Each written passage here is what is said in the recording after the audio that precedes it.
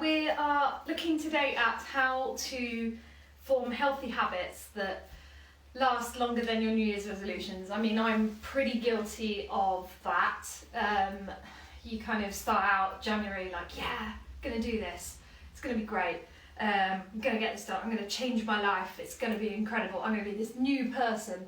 And then it gets to like January the 17th and you're like already really struggling and you're like, why is it that this always happens to me every year? And I genuinely want to and start out with a really good intention, but then when it comes down to it, it's like it just becomes quite unsustainable. So today's kind of a bit about tips and techniques that you can use to make those habits become more lifelong rather than just kind of the January fever of, oh, new year, new me kind of thing. So I think it's important that we first start with why it's important to have healthy habits. It seems really obvious. Why would you want a healthy habit? But actually, this is the starting point of any habit that's going to stick. If you don't know why you're doing it and how it's going to truly benefit you, then why are you going to stick to it? So actually, the first thing you need to kind of think about when you're thinking what do you want to improve or change is why you actually want to improve or change it. Sometimes I find if you write that down, that can be a good source to go back to as well, just to remind yourself initially of why you did something. And there's kind of, I'm going to talk a little bit more about it, but there's kind of two things at play here with habits. There's habits and there's motivation, and I'll talk about those two a bit more in a while. So before we kind of dig in, let's just do a little bit of science now, which I'm sure some of you will love, on habits and how they work. So habits, as defined by the Oxford English Dictionary, are a thing you do often and almost without thinking, especially something that is hard to stop doing. So humans by nature, we like habits because they're like shortcuts for your brain. You don't have to actively think about doing them, and so therefore it becomes a habit and your brain can then be freed up to concentrate on other things. Woo, science, yes. So your brain can be freed up to focus on those more complex tasks. This might be why sometimes, particularly if you drive, a lot of people, it becomes second nature. We sometimes refer to this as second nature, don't we? And it's this concept of, you don't really have to think about driving. I mean, you should think about driving, but there are a lot of people that probably should think about driving a bit more. But it's very easy for it to become a habit. And so it's really interesting because habits are really easily formed if done properly. And that's why it's really important that these habits we form are good habits and not bad habits, because bad habits, we all know, not great for us, not usually helpful, often tend to take us away from what it is we actually need, because it's what we think we need. So it's quite important to form those good habits because they have a huge impact on us in the long run, in the long term. There's like an urban legend still floating around out there about how long it takes to form a habit. So there was like a science experiment saying it takes 21 days to form a habit, or like 21 to 30 days to form a habit. And actually that just came from a book that was written in the 1960s. And it wasn't actually a claim at all in the book. It was just an observation that someone had made. They'd noticed that in this small study that they'd done, that it was around 21 days average, but that just took off. And now it's quoted by like millions of people around the world still, like many, many years later. There were like over 30 million copies of the book sold that had this study in it. And so that's kind of where that whole 21 to 30 days thing comes from. But it's not necessarily true at all. I mean, a much newer study in 2009 compared to the 1960s in the European Journal of Social Psychology, it showed that it can take anywhere from 18 days to 254 days, which is, more or less a year. So when you realise that, you think, well, actually, if you're finding it hard after a month, then chances are, that's not, unusual, and it might just be that it is one of those things that's going to take you a lot longer. And of course, it seems obvious, but it also depends on what habit it is you're trying to change. The bigger the habit that you're trying to change, the longer it's going to take, the harder it's going to take. And I'll come back to that and how small steps are a better approach. But yeah, in the same study, in that paper in 2009, they found it was easier for people to get in the habit of drinking a glass of water at breakfast, for example, compared to someone doing 50 sit-ups in the morning after their coffee. Which actually, why would you want to do that anyway? Because I would be quite sick if I did that. But so it really did depend on the habit and how and that would affect how long it would take. So that's kind of something to really consider when you're thinking about what new habits you would like to have in your life, and comparing it to what your lifestyle is like now. And it's that old adage, isn't it, of if you try to change too much at once, it's not going to be sustainable. And so are there places you can look in your life where you can make small changes? You will probably be more successful, or find it easier, or find it happens a lot quicker. So yeah, consistent routine is something else as well. A lot of people say, oh yes, when you do a habit you should be consistent and stick to it and this, that, and the other. But actually that doesn't work for everyone. Some people really don't like being put in a box. They like to have their own way of doing something, and that might not necessarily follow that of a consistent routine. So, some people, consistency is really important and necessary to form a good habit, but for others it's not right for them. And actually I think it's okay to recognise that if you're one of those people, and not to feel shamed because you're not following it consistently. So I think that's a really big part of habit forming, is how we react to ourselves when we're not doing it the way we think it should be done, because that might not necessarily be the way that it would work for us. So a few things to think about there.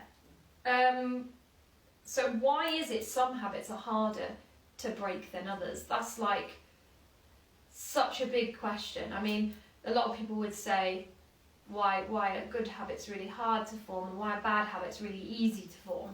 And it comes down to a bit more science coming here. It comes down to your brain chemistry, basically. So when we do something and we enjoy it, our brain releases a chemical called dopamine. It actually releases several chemicals, but the main one is dopamine. And this is often referred to as the pleasure chemical. Because it's the one that makes us feel good when we've done something, for example, if you've had a nice chocolate bar or a massage, or remember those days when people used to actually be able to touch you, or when someone praises you for doing something well in your job, and these are all things that then trigger that dopamine pathway in our brain, which then makes us feel good. And when we feel good, and when our brain goes, yeah, I like this is great, keep this happening, our brain then remembers that and wants us to keep doing it. And that's how habits start to form. And if done enough, the brain really then starts to reward us with this dopamine hit. So it reinforces that action. We then learn, if we do this, then this good thing happens. So then you carry on and you eat that chocolate bar again, and you get that same lovely rush of dopamine, and you go, oh, this is great, I'm going to eat chocolate every day. And then you start to find that if you perform the action too often, or too frequently, the brain starts to need more of a stimulus, more of that stimulation. So the chocolate bar gets bigger, or the praise desired at work needs to be more, and we start to crave more, just to release that same amount of dopamine in the brain. And that, and combined with the loss of interest in other activities, because the brain's very good at becoming quite specific or specialised, so it will start to focus on that pathway, and it will be like, yes, this is the way I get this dopamine feedback, this is working, this is great. Forget everything else that's been happening, you know, forget about reading that really good book, because that's just rubbish compared to this bar of chocolate. And so you start to lose interest in other activities, and that's kind of how we fall out of things as well. If you've ever done something like, for example, joined a yoga class or joined a fitness class and you've really, really liked it, and then, you know, something's happened and you haven't been able to go to it for a couple of weeks, and then all of a sudden you're not going anymore and you're not really sure why. And often it's because your brain has focused you on to something else, and it's hard to then get back to where you were before.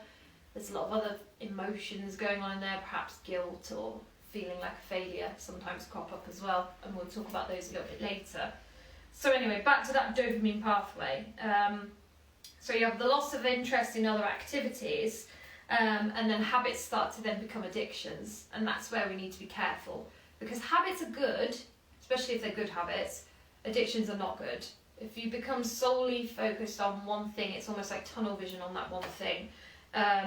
It then can spiral into addiction or promote kind of obsessive compulsive behaviours, which you know, are becoming more and more common. And I do think that a lot of the way we live our lifestyle now, as a model to future generations, I feel, you know, coming from having my teacher hat on here a little bit and seeing like younger generations who are just completely fixated on technology and things, and it's almost frightening to think what that's going to look like in like 20 years time, like what that generation will look like as adults.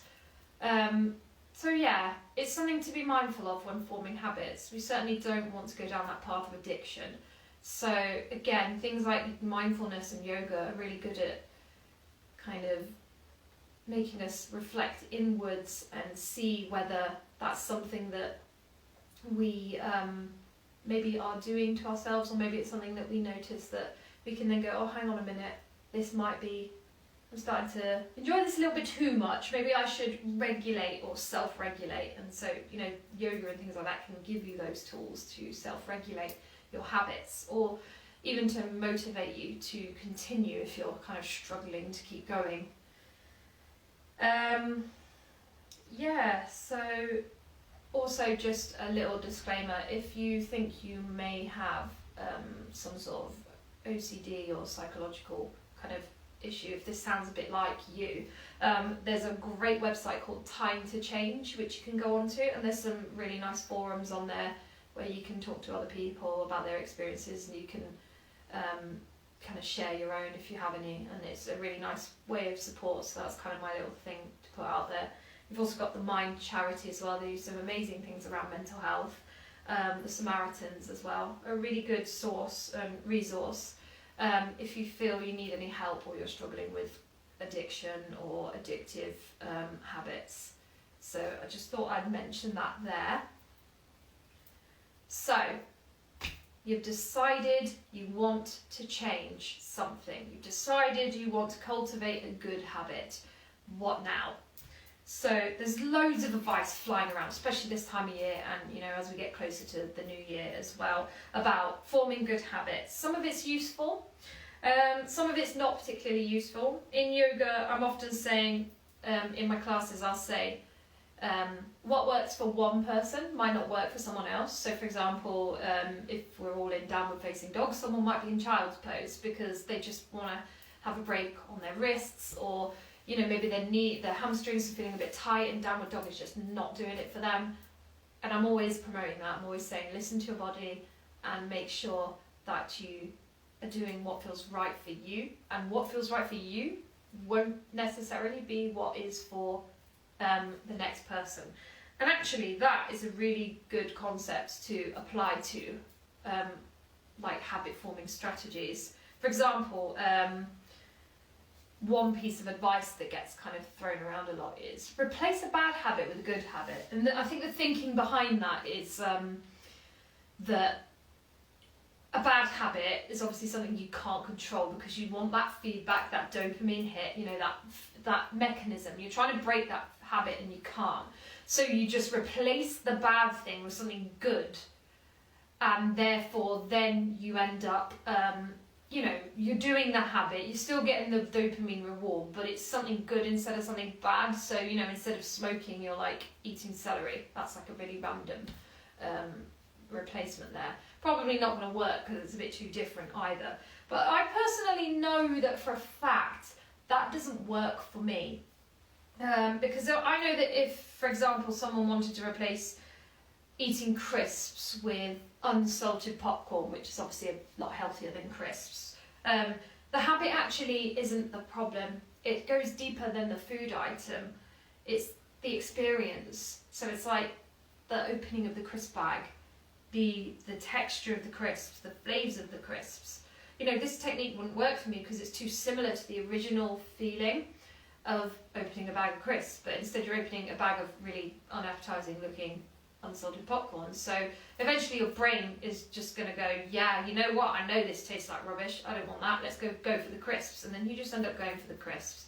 Or you end up having 2 bags of the really bland popcorn because you're thinking, well, it's better for me than crisps, so I can have 2, right?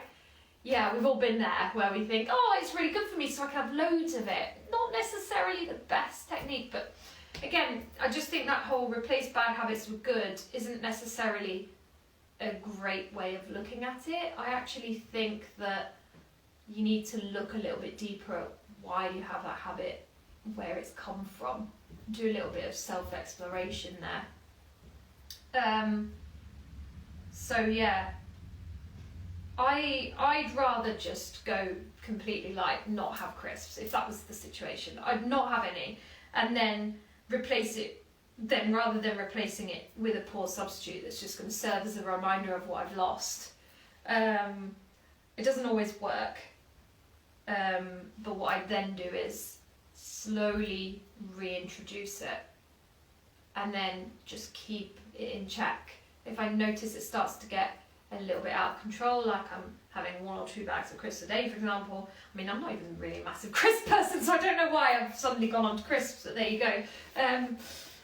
But let's just say, yeah, I would then kind of rein that back in. And it's not a perfect situation, I'll be honest, it's not perfect, but it works for me.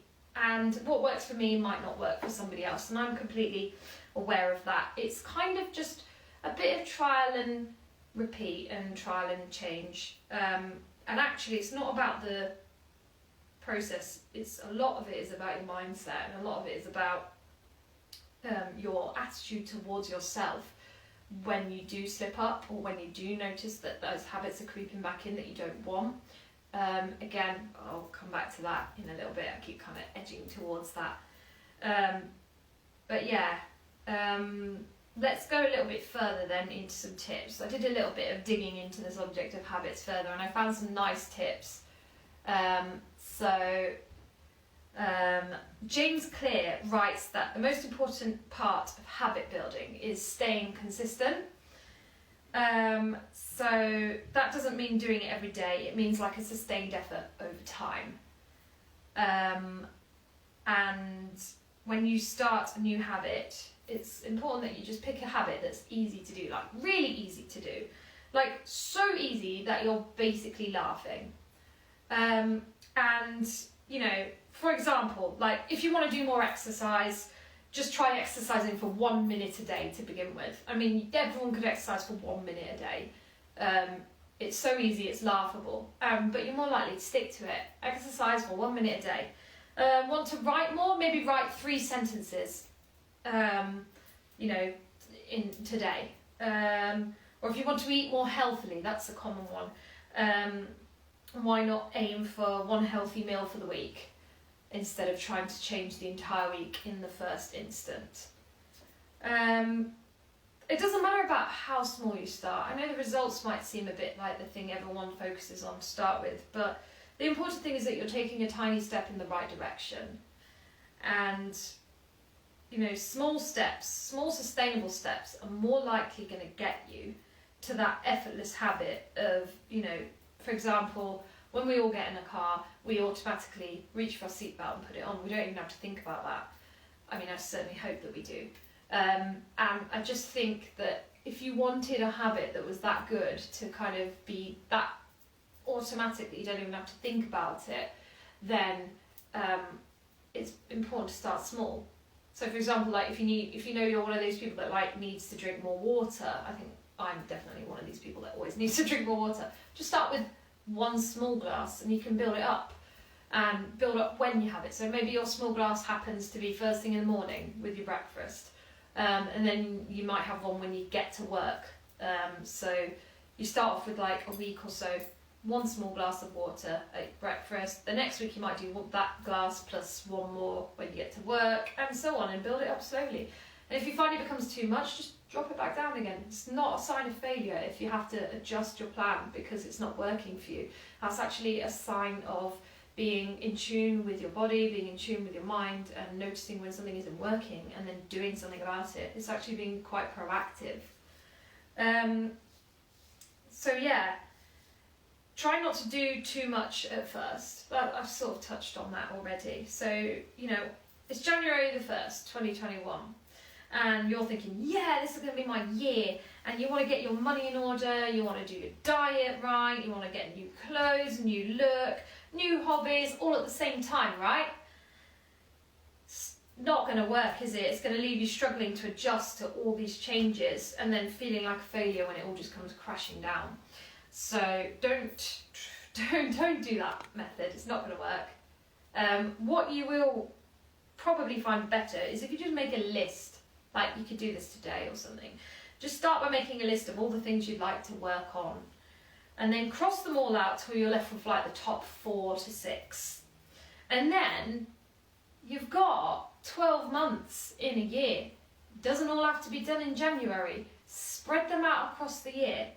So, you might want to take up paddleboarding, but you're not going to go paddleboarding in January if you're not used to going into cold water lakes and things. So why not save that for the warmer months of the year, in summer for example? And it's something to look forward to then. So I do this every year on my phone. I have kind of a bit of a bucket list of like the top 7 things I'd like to achieve this year. And I think this has probably been the first year that I've managed to do most of them. There's always 1 or 2 that I never quite get to. Like this year, I think there was I put like, I want to go to a workshop, but then obviously coronavirus happened, so a lot of workshops and things got cancelled. So I think besides that, I managed to do all my other ones, which was quite good. But then I didn't kind of start in January and go, yeah, I want to do all of these things now. I was kind of like, okay, that's going to happen then, and that might happen around that time. But I wasn't totally fixed on when it was going to happen. At the same time, rough guideline is helpful. The more you can pin it down, the more accountable you're going to hold yourself to it. So it's quite important. Good balance of the two, really. Not too fixated on when you want it, but not so vague that it just doesn't happen. Somewhere in the middle. So yeah, don't expect it to be good at the start. It never is. Things worth doing are always going to be a challenge, and if you kid yourself otherwise, then you're going to kind of wind up feeling really miserable when you start to struggle. And everyone struggles. Like, remember that. You're not alone. Everybody struggles with habits. Don't ever feel like you're a failure. So for example, one holiday I went on a number of years ago, I went to Cornwall, and I tried to learn how to surf. And I thought, like, I could already windsurf. Like, I've already got like a certificate in windsurfing, and I thought, yeah, it's just a board without a sail, it'll be fine. I couldn't have been more wrong. I spent more time in the water than I did on the board. Surfing is, like, hats off to surfers out there. It is a really tricky sport, and it's certainly different to windsurfing where you're relying on the wind. This is all core. It was just, yeah. Anyway, so I was, like I said, I haven't tried surfing since because I think I kind of sort of set myself up with this whole, yeah, I'll be great at surfing because I can already windsurf so far. And then when I tried it and realised it was really hard, I was like, oh, I don't want to do that because it's too hard. So we just give up, don't we, straight away. But this is, you know, I didn't expect myself, I expected myself to be good on my experience of something else. And this is where we set ourselves up to fail. So actually, it's good to start with kind of a realistic expectation. So for example, like keeping ourselves motivated. I kind of had set the goal of, I want to be able to, if I'd set the goal of like, if I can stand on my board for like half a second, then I've had a good session. And I think that is, kind of, that would have been better, because I did actually manage to stand on the board for about half a second before I fell off. So had I managed to do that, I would have felt better about myself when I did it, and maybe I would have then carried on and tried to do more, rather than kind of giving up. So, we all do it. Next, I would say, understand what's holding you back. Often, a lot of the time, we want to start a new habit, but we just it never happens. We put excuses in front of it, and we kind of go, maybe next year, or maybe next month, or tomorrow, and this happens. So take that list of 4 to 6 habits and ask yourself the question, what is holding you back? What is actually stopping you from doing this? Is it fear of change? Humans are not great at change. Are you scared of making this change? Are you scared of failing? Is it money? Is it inconvenience? Does it not fit with your schedule? Or so you think. Maybe you're not that type of person who's organised or likes working out, for example. So, getting a diary and doing a daily run is maybe like something you'd think that is just not achievable, because you've already decided you're not that kind of person who runs in the mornings, for example. So I really enjoy running outside on the subject as part of my exercise routine, but I don't really enjoy going to the gym because of the hassle of having to get changed and drive somewhere else after work, and remembering your gym kit in the car, and having to change the clothes out and stuff, and putting them all in the washing machine. But with running, I love it, because I can drive home from work, throw on any old rubbish running clothes, and get out there and run. And I'm very lucky with where I live. I have the space to do so. But we all have streets. You can all run on the streets. There's not, I see lots of people doing it. I think with the pandemic, a lot more people have taken up running, which is great. But yeah, I took out the fuss, really. I took out the fuss of having to drive somewhere else, of having to remember, change a padlock for the locker, of, having to change into the outfit, or, even when you're there at the gym and it's a really busy night and there's only one leg press machine and you're waiting for it, and it kind of throws you off your game a little bit, and you're thinking, well, I could have just been at home, or I could have been out running or something. So, yeah. I also understand there are other people who will think the other way, and they'll think, actually, I need to be in a gym surrounded by people who are working out, because that's what motivates me. If I'm at home, I just won't do it. I'll just sit on my phone or something. So I completely understand why gyms work for some people and not others. I just prefer the gym being my outdoors. Yeah, I kind of made my exercise habit more sustainable by taking out some of the complications. So something you can do with your habits is you can look at them and think, are there any steps to your habit that you can take out that make it easier to get to that kind of regularity in your habit? So if it involves going somewhere and having to drive, can you cut that out somehow? Is it possible? And just remember that barriers to new habits are not always physical. So it might not be that you physically feel tired. It might be psychological, mental as well. In fact, I'm willing to bet that most of the time we fall out of good habits because of our mental thinking. The most common unhelpful thinking pattern is that you can't do it. That's something that we think of a lot. I'll always remember when I was a teacher, this was something I'd hear my class kids say a lot when I give them something to do, and they'd be like, oh, I can't do it. And you just say to them, it's okay. It's not that you can't do it, it's that you can't do it yet. And that immediately changed the mindset, challenged you to accept that it's okay that you can't do it at this point, but at some point in the future you will be able to do it. And I think it's a really important thing we can say to ourselves, I can't do it yet. It invites that possibility of, okay, this is fine, right now I'm not there, but I will be there one day. And already you feel more positive by saying that, rather than just, I can't do it, which just seems so final and that's it, and you're not even going to keep trying.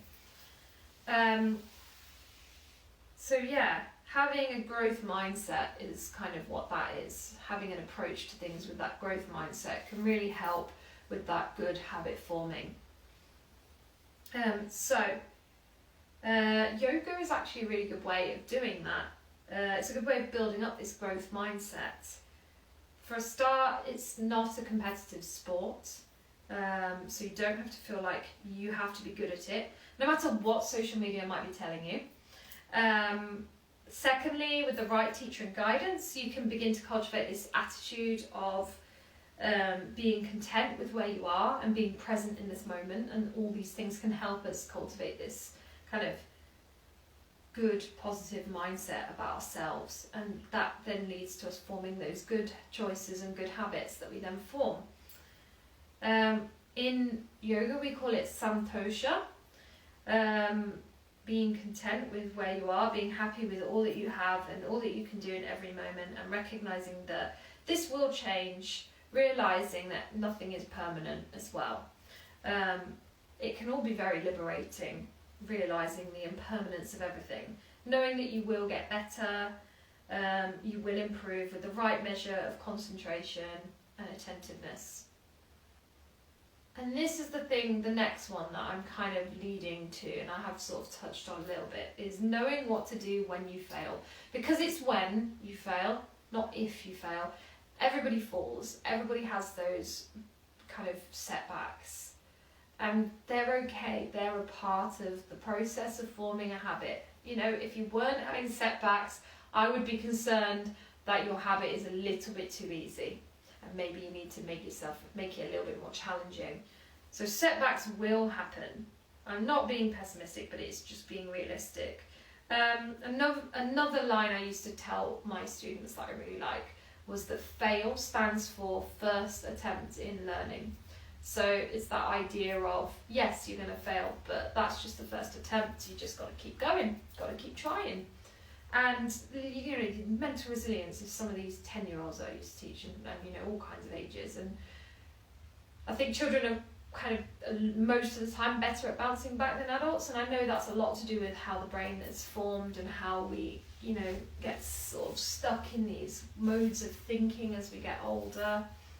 And you know, it doesn't matter if we fail, so long as we don't give up on the first attempt, first fail, or the 10th, or the 100th time. We just keep going. It is unhelpful to keep banging on the same path mindlessly. If you are one of those people that's been trying this habit over 100 times and you're still not getting the same results, you probably should be questioning why that's happening. So look into that. So yeah, I would definitely kind of think about, you know, having a plan in place for when you fail. What are you going to do? So for example, if you're going to the gym and if it's going to fail for you, then get a personal trainer for a few sessions. That could be something you could do. Or you could even have, you know, if it's yoga classes, perhaps you could every so often have a personal yoga class, a personal training class, just to get that little bit of motivation back into your routine and give you a bit more direction, if you like, that's tailored to you. So yeah, that's kind of a good thing to do. Don't set yourself a deadline unless you work well under pressure, because I know some people do. Just, you know, schedule in your goal and try to stick to it. If you want to write more, 9 a.m. Monday, you're at your desk. That's when you write.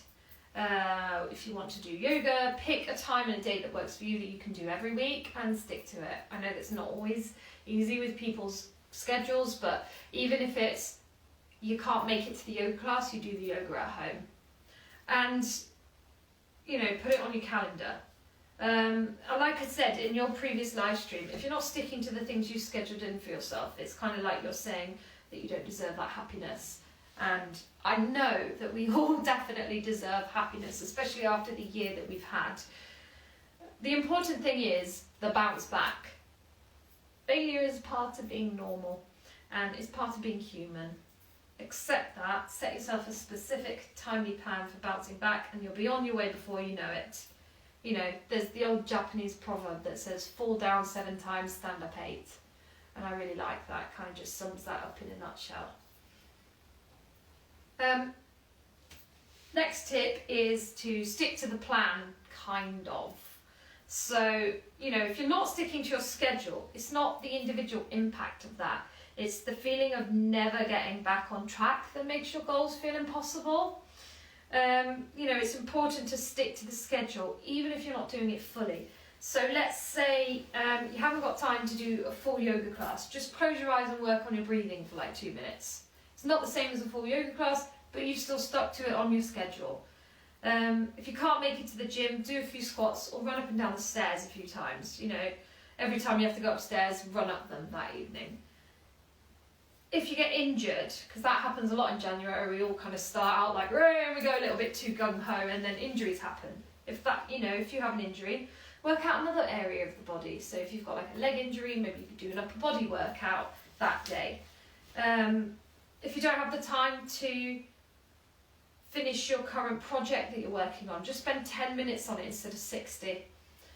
All little things that we can do that mean that we still make small steps in the right direction, which is kind of the recurring theme here, is small steps in the right direction. These might seem pointless, but it's that psychological effect of sticking to the plan. You've stuck to the plan, you don't feel like you've failed, and it doesn't feel impossible to carry on. And then you might find that, the following day you're like, I'm going to do a bit longer today, or I'm going to do a bit more than I planned to do originally, and that's great. But try not to get into the habit of like, this is easy, I'm going to do loads, because then often that can put us off, especially if it's exercise. If you do too much and then you feel really sore the next day, it kind of puts you off from wanting to go back and do more. So pace yourself at the same time. Pace yourself, recognise when you maybe need to lighten the workload, step back a bit, but don't stop it completely, because that's when it becomes really hard. It's almost like trying to push a bike up a hill and you're pedaling, and then you have to stop for some reason, and then to start again is almost impossible. And so actually it's better to just keep going, even if it's just really slow, 1 foot in front of the other at a time. Even if you need to pause your schedule, you can do it. Don't feel guilty about it. So long as you have a plan in place for when you get back on track, that's going to be the thing that helps you.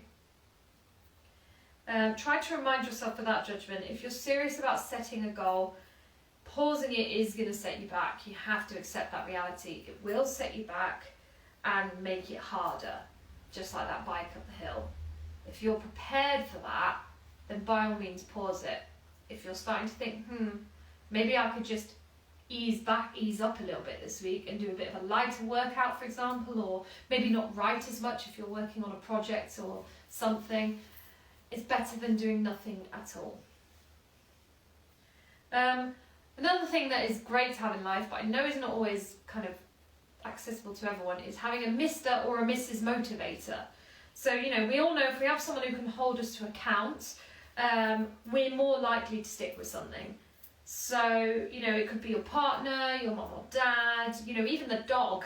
If you wanted to take up running, you could take your dog with you. That way, if you come home one night and you're feeling tired and the dog's looking up at you expectantly, ready for their run, you kind of almost feel obligated to do it. You have to kind of do it. Because they're looking at you like, please, can we go for a run? And you're like, I'm so tired, but yes, because you're so cute. So you kind of have that accountability or responsibility for not letting the other person down. Same with classes. If you both attend a class and the other one's like, I'm not feeling it this week, and the other one's like, come on, it'll be great, you'll feel good, and that often encourages us to go. So yeah, get a friend involved. That's definitely going to make you want to stick to your habits more. And yeah, I think, I'm kind of towards the end of that there. So to finish, ultimately, it's about thinking long-term, small steps that will help you keep on track with your goals. Try not to let the daily slip-ups stop you from achieving your healthy habits. And, try not to judge yourself too harshly. yeah, just pick yourself up and keep going. That's the really key thing. And then I'll leave it on this quote by Thomas Edison that I really like, which is, "I have not failed. I have just found 10,000 ways that did not work." So that's a nice way of looking at it. So, the moment you've all been waiting for, the big news, the big reveal that I have for Frananda Yoga. So, in January, I am going to be launching a brand new yoga course. It's a 6-week course. It is bespoke, tailored specifically for beginners and, yogis that may have only been to a few classes or may not have tried yoga before but really want to. Also, if you're a regular practitioner of yoga and you want to kind of deepen your knowledge of yoga or renew your personal practice because it's got a bit stale. Likewise, if you do another form of exercise, yoga is a massive complement to lots of other exercises like cycling, tennis, swimming, running as well. So if you do any of these sports or more, or even just gym goers and Pilates, yoga can be a really nice complement to these other exercises. So this might be good for you as well. So it's a 6-week course, as I said before, and each week there'll be 4 key sections. We'll look at some movements in yoga. We'll have some workshop time on the breath and how that is key in yoga. We'll look a little bit more into the mindfulness aspects of yoga and kind of lightly touch on some of the yoga philosophy as well. And yeah, I think that it will be a really exciting course. You'll get a handbook if you join, and you'll be invited to the private Facebook group also. I have put all the details on my website. You can go to it right now and have a look at it. It's at franandayoga.com/events, and it's called Feeling New, Being You. And the whole idea is that we can all feel good right now with who we are right now. And so, I'm really excited. It's my first course. I really hope that it goes. I hope that it's a success. I hope that it's something that's useful to you out there. I've got some special offers on there as well. So if you come along with a friend, you can take 10% off the price for both of you. And also I know that some people out there might be thinking, 6 weeks is quite a long time. There's also like a 4-week option that's a little bit cheaper if you want to come and just try it out. And I also have my Frananda Yoga cancellation promise, which is if you come along, if you've paid up for the course and you come along and you've decided, after a couple of weeks, it's not really for you, then you can use the remaining kind of time of the course as credits towards my yoga classes. So you won't be losing out. So you really have nothing to lose by joining. So why not start a new habit with me in 2021? It starts on January the 16th and will run on each Saturday after that. All the dates and times are on my website at that link, franandayoga.com/events. I do hope that you are interested. I will warn you now though that places are limited to 15. So as soon as you hit that, actually I think it might be 14 that I've said.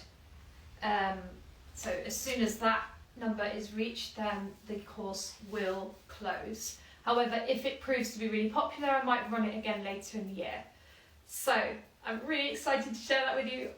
Go check it out on the website. I won't say any more about that. But yes, so let's start 2021 the right way. I do have some questions. I had quite a lot of questions actually emailed to me, but I'm aware that this live is kind of coming to the 45-minute mark. So what I might do is I might save some of these questions and post them on my Instagram posts or on my stories. So if you want to know what the questions, if you would like to know some of the answers to your questions, then please tune in to my Instagram page. If you're not already following me, then please do, support small business. So yeah, I'll leave it there for tonight. Thank you so much to those of you that joined. I really appreciate you supporting me in this time, especially with everything that's going on. So I really do appreciate each and every one of you. And I hope that you have a wonderful rest of the week, and I hope it doesn't get too crazy for you over Christmas. And my next live will most likely be in January, so look out for that. In the meantime, take care of yourselves and look after yourself. Namaste.